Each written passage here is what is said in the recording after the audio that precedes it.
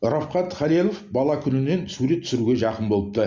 Оның бойындағы құштарлықты көрген әкесі 6 жасында смена атты алғашқы фотоаппаратын алып берген. Кейіннен өзі осы өнерге түпкілікті ден қойған. Содан бері фотоаппарат Рафқаттың сенімді серігі. Талай тарихи сәттерді кадрге іліктірген құралдары уақыты келіп қолданыстан шықса да, әлі күнге төрінде сақтаулы тұр. Осында мен Қадыр Мырзалиевтерді, көптеген ақын жазушыларды фотоға түсірдім. Әбіш Кекілбаевты да түсірдім, Қырымбек Елеуішті түсірдім осы фотоаппараттармен.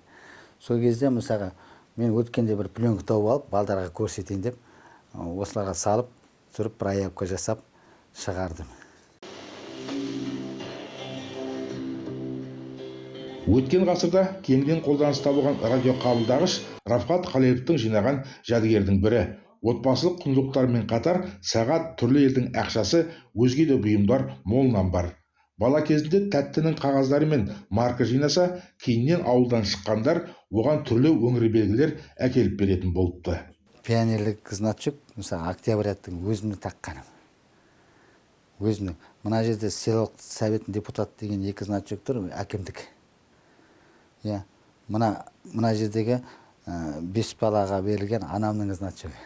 Мына 80-ші жылы олимпиада бастағанда осы значокты маған әкеліп берді апам. Мен үшін ең қызығы, жаңағы о кезде мені балмұздақпен болмаса лимонадпен алдандыру қиын болды. Ең бәрі бірдеңе жұмсағанда значок берем деп жұмсайтын. Мен үшін барлығы да құнды және бағасы баламас жоқ. Әрқайсысына үңіліп көрсең, түрлі кезеңнен тарихтан сыр шертеді. Оларды табу, жинақтау алдымен уақытты, сосын қаражатты қажет етеді дейді Рафқат. Осы уақытқа дейін ел арасынан жинаған жәдігерлер күн санап артып келеді.